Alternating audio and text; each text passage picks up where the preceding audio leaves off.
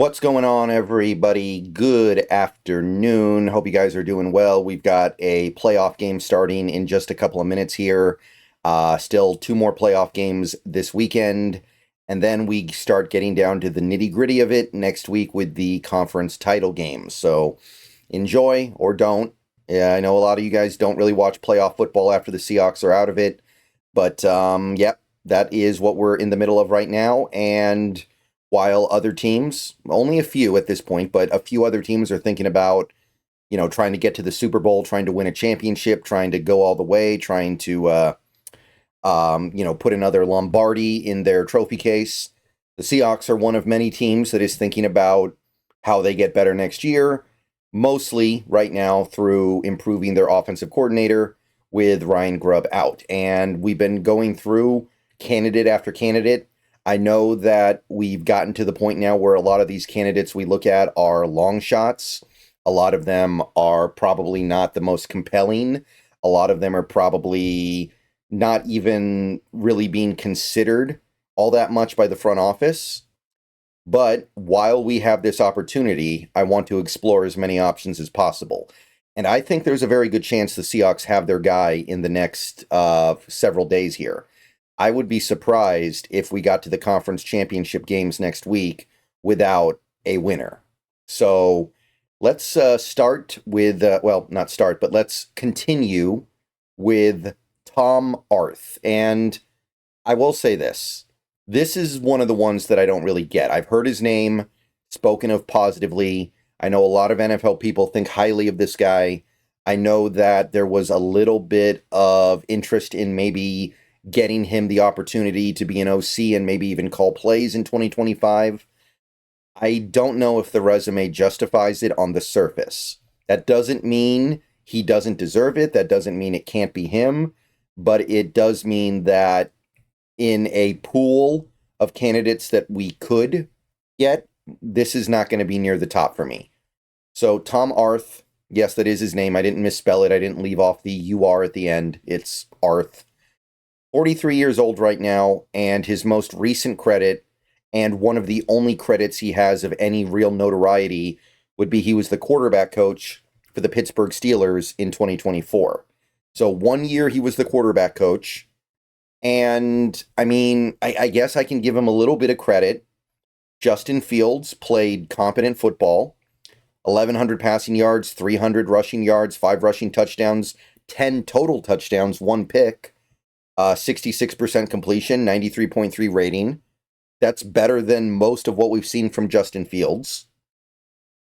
And Russell Wilson looked good for about 5 games. When Wilson first started playing after getting back from the injury, Wilson played well for about 5 games, and it even looked like maybe he had regained a little bit of his mojo from the Seattle days. From 2018, 2019, 2020, whatever. Maybe it was coming back just a little bit. But at the end of the day, you look at what happened in the next 5 games where Wilson went back to being the quarterback who can only really do one thing well. And he went back to that quarterback who would be good for like 2 or 3 good drives the whole game. And your defense had to find a way to gut it out with that constraint on it, and at the end of the year, the Steelers' defense couldn't. It doesn't strike me as anything all that impressive. I don't think. I know Wilson is well past his prime now. I know he's not the same quarterback, but I don't know how I feel about giving out gold stars for getting half of a good season and half of a bad season out of Wilson. Like in the second half of the season for Wilson, that last month and then the playoff game, Wilson looked just like the Wilson that was in Denver, pretty much. Maybe not as bad as he was under Hackett, but it was the same stuff where the only thing he can do now is throw the 50-50 ball. That's the one skill he has that is actually good. Everything else is like he can't outrun people anymore, can't throw over the middle, can't throw intermediate passes. It's just a never-ending string of 50-50 balls and checkdowns that usually don't go anywhere. So I don't think Wilson's a good quarterback anymore, but I don't think I'm going to give Tom Arth credit for getting a little bit of good play out of him when there's just not much else to go on here. I guess the field stuff is pretty good, but let's face it, the Steelers were able to win some games during the Justin Field stretch in games where their offense had 0 touchdowns. They beat the Falcons in week 1 kicking 6 field goals. Most teams that doesn't fly. So even the Justin Field stuff, it's not like he turned Fields into some great quarterback. He got passable results out of him for a month and a half.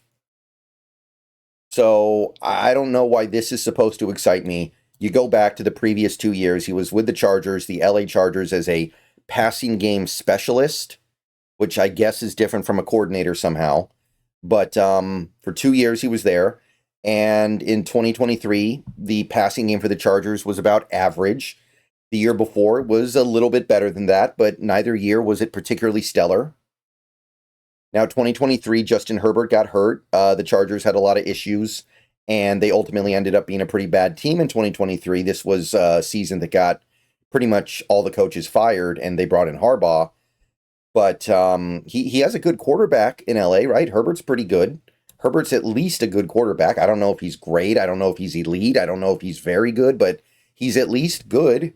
It's not like they stuck him with Mitchell Trubisky or anything like that. So, And then 2022, they were near the top of the league in passing yards, but dropback EPA was about average. So even their efficiency and play-to-play effectiveness in 2022 as a passing game was pretty mediocre. So I'm not seeing anything here that excites me. And then you go back to before the Chargers, there's nothing going on here. This is almost like a meme. He was the head coach of the Akron Zips. Yes, that's their name, the Akron Zips, for 3 years, 2019 to 2021. And we're talking about a 2-10 record, a 1-5 record, and an 0-12 record. He won 3 games across 3 seasons. Now, obviously, 2020 was shortened because of COVID.